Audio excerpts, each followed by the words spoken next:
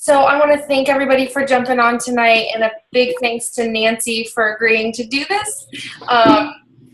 Nancy is, if you guys don't know, Kelly is her person, like she's one of Kelly's personally sponsored coaches. They were called roommates, and Nancy and I kind of connected right away in our coaching careers right off the bat because we both signed up to be coaches in January of last year at the same time. And she's just one of those people I just connected with right away. And we, it's like one of those awesome things that this business kind of brings into your life besides all the other cool things of fitness and, business opportunity, but it's the people. Like I got to meet Nancy in person for the first time back in November after I felt like I knew her for years and years because of, wonderful social media. But, she's just one of those people who I love working with, one of my success partners, and we're just always there for each other through the ups and the downs and everything. And I especially love that she is such a kind of guru with social media. She wouldn't admit it herself, but she is. And she just has so many good tips that I know that she can share with all of us to help, really reach our niche market with who we're trying to speak to when it comes to social media, because that's the whole goal of, using 90% of our business on social media is to reach those key people, because anybody can go out on the internet and buy T25. What they're really buying into is you and the solution that you have to their problems. So that being said, she's going to go over some awesome things to help us kind of get there. I just want to go over a few quick dates really quick. We have the new Coach Basics going on right now. We're also, if you can spread the word to your new coaches, or even if they've already completed their, new coach bootcamp or basics, we're going to do a live Zoom. Sarah and I are going to do a live video chat on April 14th. Just to jump on to get, any questions that new coaches have about anything, just kind of open book, open forum. Just have that opportunity. It'll be in the evening time. We haven't set a certain time yet, and then the other date I wanted to mention was, I think it's the 25th is our Team Hard Hitters Glimpse into Coaching group. Excuse me, April 24th. And then the last kind of thing I wanted to go over is you guys are probably going to start to hear a lot about Coach Summit that's going on this summer. It's happening in Nashville. Tickets right now are sold out, but if you're a brand new coach, you can qualify for a free ticket to Summit if you're a success starter, which means hitting Success Club 5 in your first 3 months as a coach. So right now, that's the only guaranteed way to get a ticket.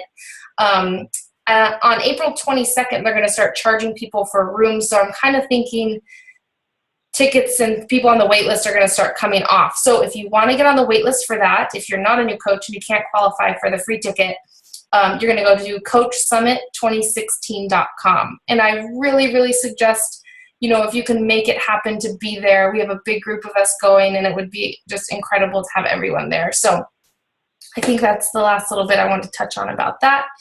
Anyway, going back to Nancy, like I said, she started coaching back in January 2015. She is the founder of Team Live, Love, Matter. She went to Emerald in just a few months after being a coach, and then went to Diamond just a few months after that. So I think it took her a total of 4 or so months to hit Diamond. So, she was really all in. I know her why is really big, and she worked as a nanny before, and after she didn't want to do that anymore. She wanted to be home with her boys, and, she's an incredible mom, and I know she just loves that she gets to be there full time with them now. So, that, having a big why is a big thing in this, and what keeps us going most of the time. And then the other reason why I just look up to her so much in the social media world kind of is because she had a social media kind of background before she started with Beachbody. She had her own page called Ask the Mamas on Instagram, and she has over like 10,000 followers on that. So it's a pretty big deal. It's just basically a mom open forum, mom support group kind of thing. And she just found her niche there. So that was really cool that she has that background and can really put some perspective on things as far as social media goes, and especially in Instagram. And when it comes to social media, I follow a few really key people that I look at and get inspiration from as far as Beachbody coaches go. One's Amy Silverman. If you don't follow her, you should.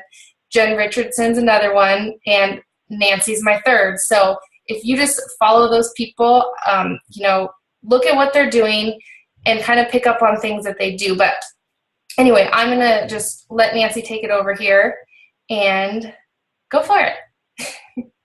Hi. Okay, I'm getting over a cold, so I apologize if at any point my voice cracks or I sound like a man or I have to wipe my nose. I'm really awkward in these types of things, so just bear with me because I'll probably do something weird along the way. But I'm really excited that Kenzie asked me to be here and talk to you guys because it's good for me because I'm not very good at this stuff. So it's good to like get outside my comfort zone. The good thing about social media is that you can kind of hide behind this thing, and not to say that like I use social media to portray something that isn't real, but people look at me and think that I'm super outgoing and secure and, just all these things that I'm not necessarily, but because you have the outlets of Facebook and Instagram, it's kind of easy to, put yourself out there more than you normally would. I don't know about anybody or the rest of you, but for me, my main source as far as social media is concerned is Instagram. I know other people like to focus more on Facebook, and that's totally cool, but I will probably focus a little bit more on how I've utilized Instagram to help my business. And to start with what Kinsey said is I created an account on Instagram about exactly 3 years ago. It was when my oldest son was 1, called Ask the Mamas, and it was just a mom forum to get out there and create a space where moms felt comfortable asking questions and getting support and whatever. And from day one, I took that account very seriously and kind of, even though I was not making money off of it and there was no other benefits other than just knowing I was helping other moms, I took it very seriously and I treated it like a business. I was very, consistent and routine about my posts and my timing and variety and all that. And that's things that I then, once I became a coach, was able to take and use towards my coaching account. And I personally chose, not everyone does this, but I chose to open a separate fitness account. So I have a personal account where I can post as many pictures of my kids as I possibly want without annoying people who only want to see the fitness stuff. And then I have the fitness account to post as much fitness stuff as I want without annoying the people who only want to see stuff about my kids. So not everyone does that. Like, for example, Kinsey said, Jen Richardson, she's an amazing person to follow. I love her. She's one of my girl crushes. I met her at Summit. She's adorable. She definitely has like an all-in-one account, which I completely respect. For me, I just had already established my personal account so much that once I became a coach, I just didn't feel comfortable kind of blasting everything as far as fitness is concerned. So with that said, I have kind of 2 different things of notes here, so hopefully I make sense. And Kinsey, if at any point you want to like jump in and, say, interrupt me or add to whatever I'm saying, feel free. Okay. And if I'm talking too fast, please tell me.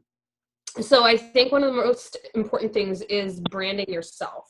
One of the things that I remember reading or hearing in another social media training is that there are nearly 400 coaches in our network, and we are all offering the same programs and the same products.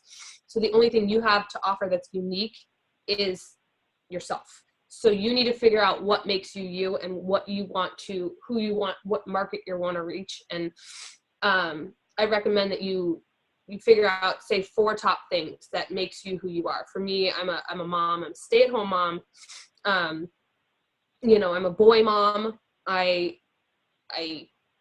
sarcastic. I really probably use that in a lot of my posts more often than not. And so those are types of things that I really like. Those are the things that I think about every single day. So for like, I know like some people on our team are big runners, so they can incorporate that into their, but he's my assistant, into their posts, or, you know, if you're a vegetarian, if you're a vegan, if you're a dog mom, if you are a working, you know, if you have another job, you can incorporate that into whatever it is that you're posting. And it's just something that you want to make. It's basic, you know, you're branding yourself. You want people to know who you are and what you do on a daily basis. To be original, I mean, everyone says, like, follow the coaches that you can gain knowledge from, like, say, Jen Richardson, Amy Silverman, whatever. Learn from them, but still make yourself or create your own identity. So I have a note here that says no one likes a copycat. Give credit where credit is due. So, like, if you're doing something that's, you know, that is mimicking another coach, then make sure you're giving credit to that. Be real is another one of my top notes here. I think for me, even before I became a coach, I was following all these other mom bloggers, and a lot of them I still follow today. And it can very much so just become this highlight reel where you end up comparing yourself to them left and right. And so for me, when I am posting on a daily basis, like, I want people to know that I'm not going to necessarily have a good day every day. I'm not necessarily going to have my food on point. I'm not going to, and it's okay to tell people that. Just because you're a fitness coach doesn't mean that you have to be 100% with your food and your workouts and your this. I mean, if you look, I don't know if Kinsey has told you my actual Instagram handle, Nancy B Fitness. The last, like, 5 days, all I talked about was how I've been completely off my routine for the last 2 weeks. And it's okay, because I've created this healthy lifestyle over the last 18 months.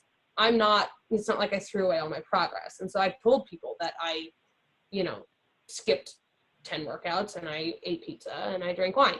You know, I'm real. I'd rather be real and be able to connect with those people that feel like they wouldn't be able to commit to an unrealistic healthy lifestyle. So that's, sorry, I apologize for being a little all over. Okay, let me get to my other notes. I'm sorry. No, I really like the point that you had, though, Nance, about just being real and not kind of sugarcoating things all the time. I think we feel like we want to portray this, you know, image of perfection, or like we have a six-pack and we get all our workouts in and we do this and that, but that's not real. Like, maybe there are some people out there that are that perfect, but I think the majority of people, especially moms and whoever you're trying to reach, aren't, you know, that level of perfect, and that's okay. And that's what we want to let them know, that is okay to be who you are, to make mistakes, but to still know that you have the tools to kind of get them through the hard times. So I like that you mentioned that. Yeah, like, even just yesterday, you have to go back out and find Daddy. Just yesterday, I posted about being off for I posted about being off for 2 weeks, and I said, you know, I'm not worried about it, because I have an accountability group that's going to hold me to it, and it's going to get me back on track tomorrow. And that's what's held me to, like, you know, kind of tying everything back in. I'm not perfect, but I have this outlet to help me back into, you know, getting back on track. Okay, so that's that. As far as pictures go, it sounds silly, and again, I'm all over the place, but making pretty pictures, it sounds kind of ridiculous to some people. It's not that you want your pictures to be perfect, and again, not portraying any sort of, like, unrealistic life, but to take an extra literally 30 seconds to 1 minute to edit a picture can make a huge difference. And I know on Hard Hitters, we've shown, like, before and afters and stuff like that, of just tweaking, whether it be food, a selfie, whatever it may be, or even through Rona, like taking a word image and creating it, like, just making it kind of your own. And I read a blog post once from a mom blogger about how to attract, like, to make like a scroll stopping type of feed. And it's not just about a pretty picture. It's also about being consistent. Like, if you have a filter that you like, use that filter through and through. You know, like for me, I use my go-to editing app is Afterlight.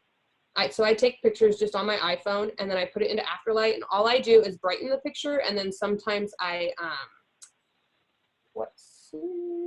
it's like fine tuning or something. It just like kind of Sharpens it. Thank you.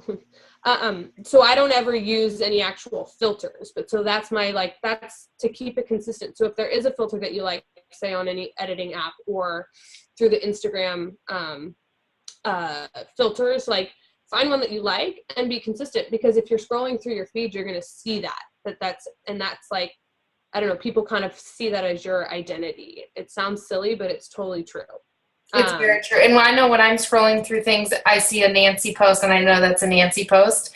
Same goes for, you know, the other, like Jen Richardson, like we mentioned. You know, they have a recognizable theme about all of their posts. So you're going to identify with that person's going to stick in your head before you even see their name, because you know that is kind of their identity. Yeah. So, and then to hit more on consistency in my mind is not, there's different facets of it. It's timing, content, captions, and pictures. And all these things create connection, community, and loyalty so that people feel like they know who you are. So as far as timing, I typically post, you know, some days are different. Like yesterday was a busy off day for me, and I only posted twice, which is like, to some people might seem like a lot. To me is not that much. But usually I post at least 3 times a day, sometimes up to 5, just on my Instagram. I'm so not a Facebook, for my business type of person. So, timing. So I usually do something early morning, like when I first wake up, like literally before I even get out of bed, mid-morning, you know, early to mid-afternoon, and later in the evening. And, content, I like to mix it up. Don't post 17 selfies in a row. We're all, you know, like we all like to share our sweaty selfies or, you know, whatever, but odds are your followers don't want to see that many pictures of you in a row. You got to mix it up. So like for me, I will literally go as I'm getting, I try and pre-plan. I'm not 100%. I know some people are like major pre-planners, but I don't like to be that, I don't know what's the right word. Sometimes I feel like if you're too pre-planned, you come off like not real, you know? So, but I do pre-plan in the sense that, like, aside from my morning posts, which are usually like a word or a quote or whatever, I'll go through and say, if yesterday I posted a video of my workout, today I'm probably going to post just a sweaty selfie. If yesterday I posted a picture of my food or like my meal, today I might post like just one piece of like something I found at the grocery store that I want to share with people. So like, I'm not posting a meal every single day. I'm not posting a sweaty selfie every day. I'm not posting a video every day. Like, I try and mix it up. And I'm obviously not posting you know, an advertisement or promoting an event or whatever it may be every day either. So consistency is key, but also variety. I think consistency and variety go hand in hand, and you just kind of have to figure out what works for you. And in that, you want to incorporate your real life. Like for me, like, I don't blast my family and my kids too much on my fitness account, but I do dabble. Like, I'll include them in one of my workout videos, or I'll have a picture like similar to what you just saw with my kid on my lap during one of these meetings. I'll take a picture, like, let people know that this is my real life and this is how I deal with it, with, you know, my business and being a mom.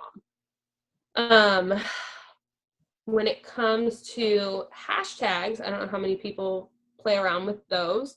When I first started my fitness account, I was naive to hashtags, and I was like, Beachbody coach, fit mom, you know, like whatever. You got to go outside of that, because otherwise all you're going to get is the same exact people that are trying to find who you're trying to find.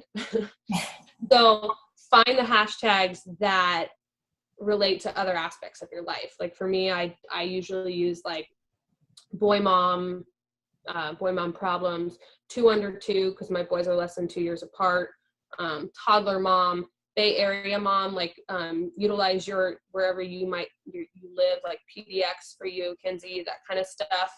And just do a little bit of research to figure out where you're going to find the most traction from that. Because it can either really help you or it can do nothing for you when it comes to hashtags. And I kind of have a love-hate relationship with hashtags. A lot of people think they're like golden when it comes to their business. I'm not convinced, but I do think it's worth it to at least, dabble with them. Can I ask a dumb question about hashtags? Go ahead.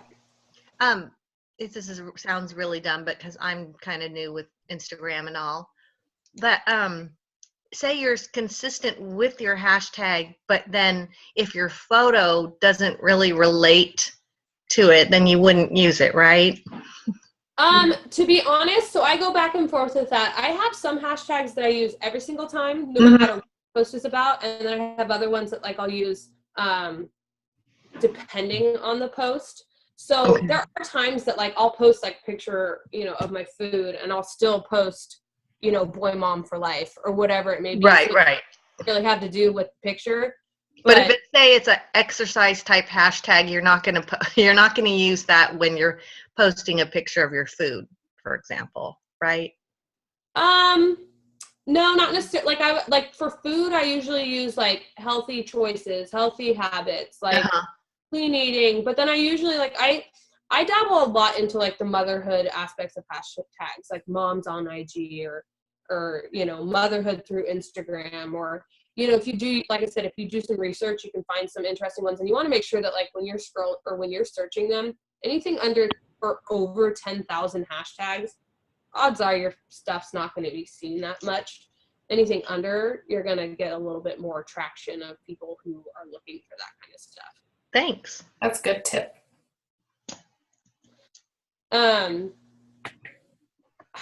Kinsey, I know we talked about a couple other things. I feel like I'm forgetting. I was going to ask you, what are your favorite photo editing apps? So you said Afterlight. Afterlight has been my go-to for forever. I find it to be, I could probably like pull up a little, I don't know if anyone else uses it. It's super user-friendly in my opinion. Like this is, you probably can't see that, huh? Yeah, it's not showing up too well. Oh, a little bit. You select your photo, and then like down at the bottom, there's those icons, right? Mm-hmm. And so I just go right here. And then like the second one over is brightness. And literally all I do is depending on the picture, sometimes I brighten it like 5 times through. Or if it's like pretty good natural lighting, I'll only do a little bit. And then the first one right there with the little like wand, wait, where did it go? Yeah, is the enhanced one. Mm-hmm. Is the enhanced one that just kind of like fine tunes it, because sometimes if you brighten it, it like blasts you out too much.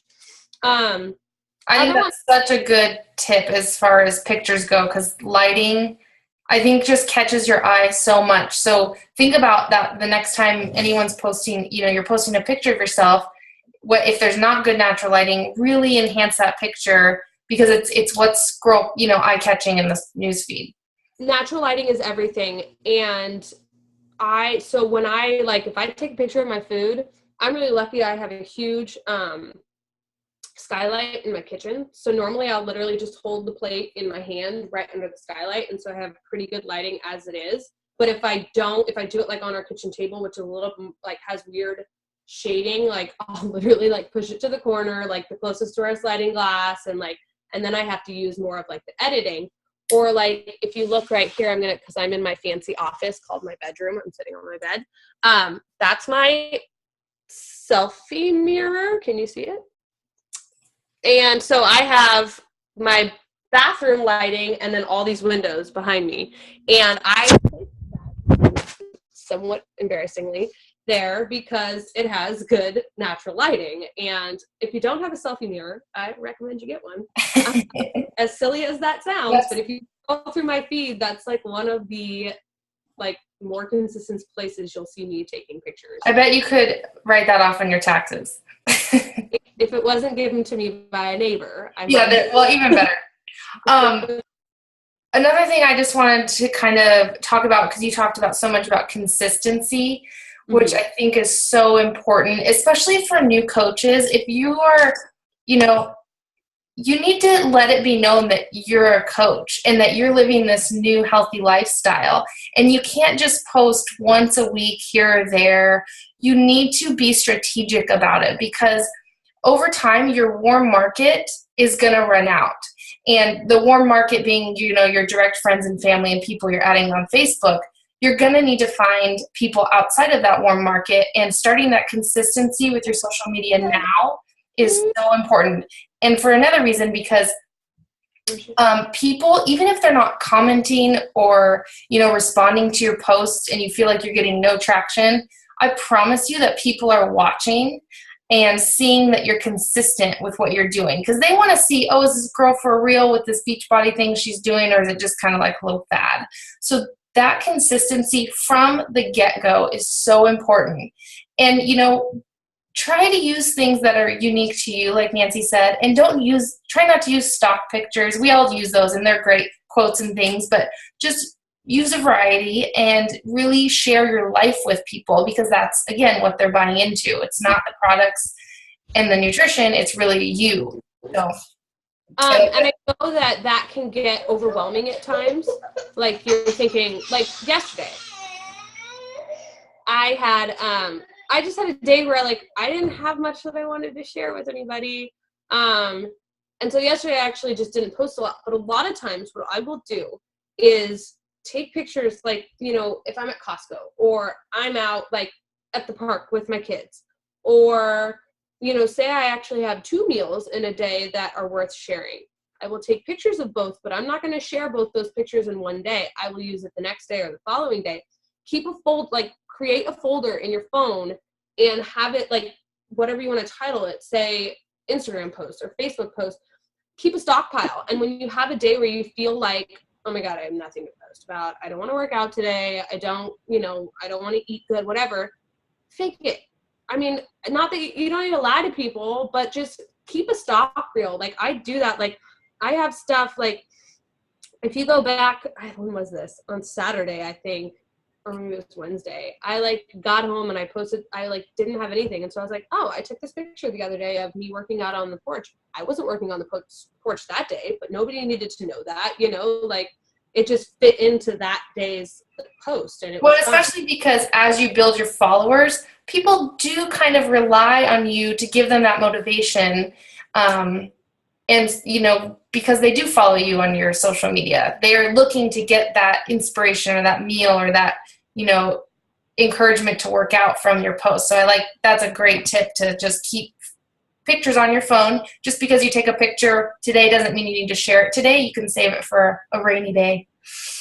Yeah. And when it comes to sharing your journey, remember, as a coach, you don't want to just share that you're working out and that you're eating healthy. You want to share the actual business and coaching side of it. And so this morning I posted, I was on the phone with Kenzie and I took a selfie and I was like, I'm, doing a meeting from the road. I had my little earbuds in. And so I do that. Or like I said, I'll take a picture during one of these meetings with my kid on my lap, or, sharing the coaching side of it, sharing that you're reading personal development, doing all these different things that play into our roles as a coach. And, because you never know what's going to catch somebody's eye, because I've had people be message me out of nowhere being like, oh, if you can, it has they don't say anything about the working out or the eating. They're like, oh, if you can, work a business with your 2 kids, then maybe I can do it too.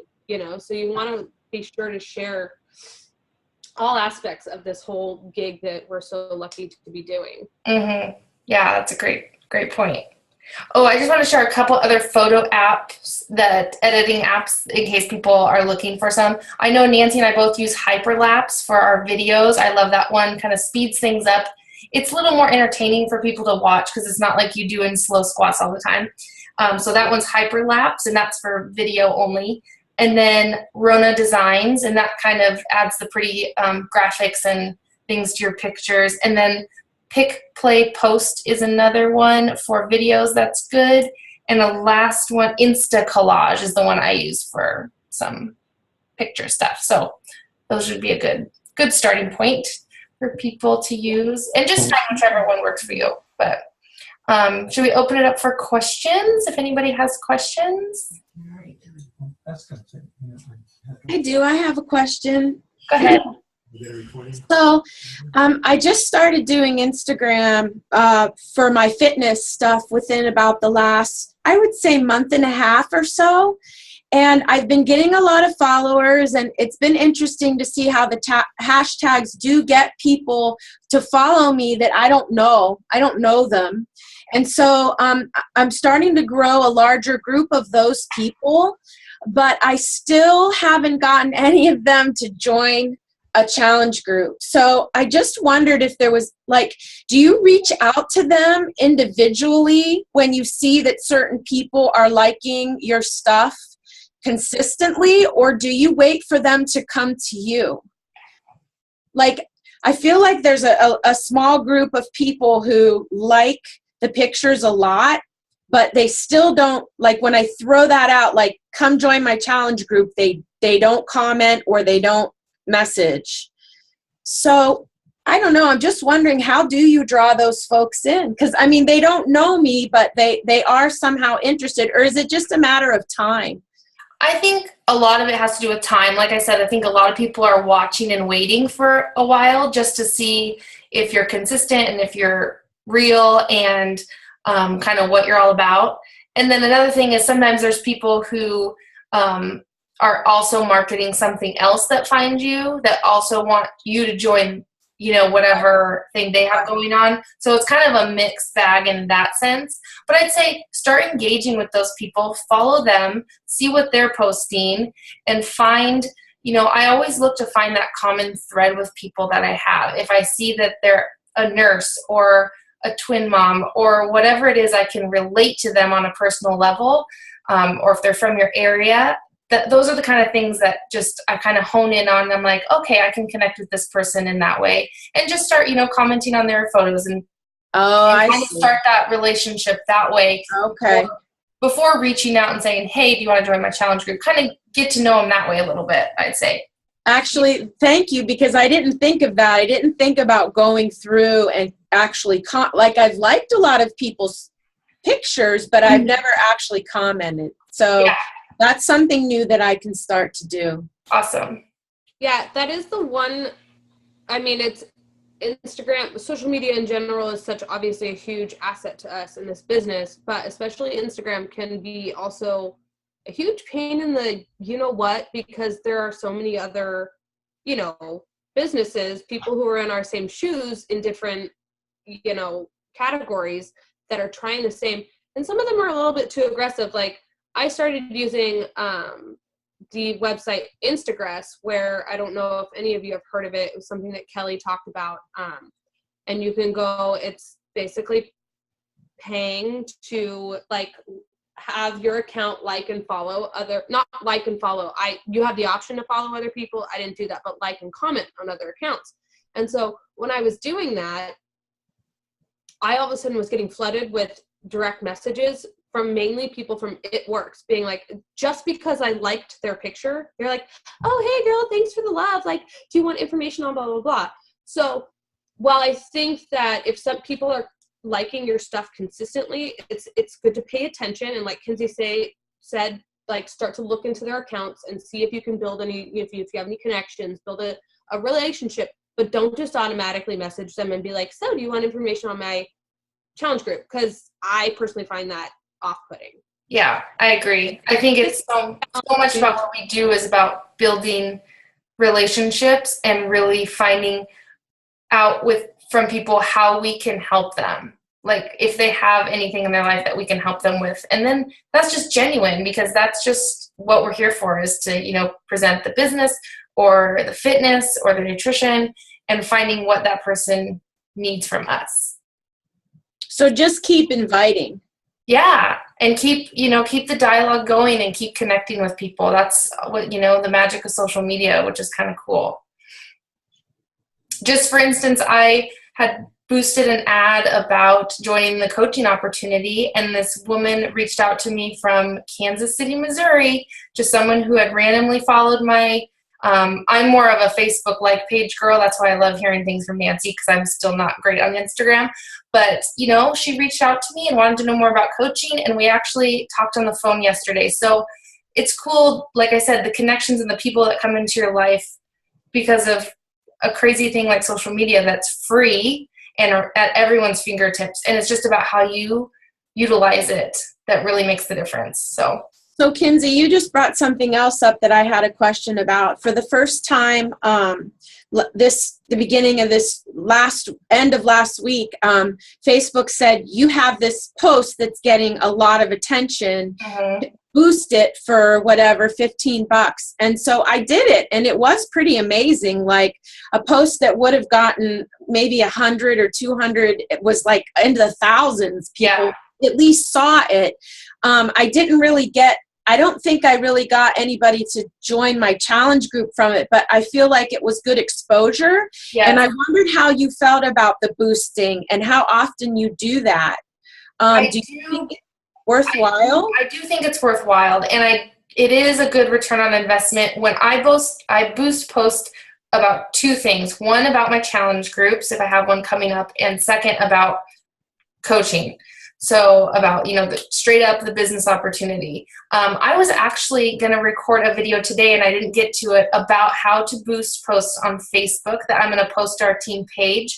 And you can get really specific with it on your target market. So you're not just, when I first started, I was getting not the right people at all in, you know, my niche market. But that's a really good thing to know. And when I post that video, I'll talk about kind of who I target and strategically how I do it each month. So that was great to bring up because that was on my mind too. Okay. I have a question on that, what you're saying, Kinsey. Yeah. Do you pay to boost your page or your post? Which one do you choose? Because I've been thinking about boosting my fitness page, but I don't know if the page or a post is better. In the beginning, I boosted my page, but I think, like I said, the return on investment really comes from boosting your posts or your ads specifically, things that have a call to action. I think just from my own experience, I've gotten more return on investment from that. Okay.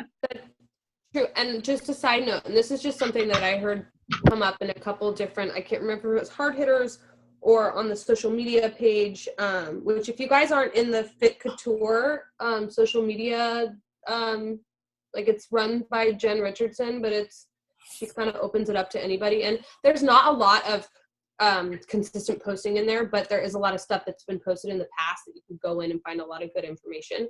So I can't remember where this was posted recently, but someone asked about how they saw like a top coach post or like was sponsoring a post that had nothing to do with a challenge group or about the coaching opportunity. It was more just about like their everyday life. And that was kind of a way, again, to just get people to like see that you're human and that you're a normal person. Like, I think it was about like, you know, being a mom on the go, like carting your kids around to different, you know, activities or whatever, just so people see that a different aspect.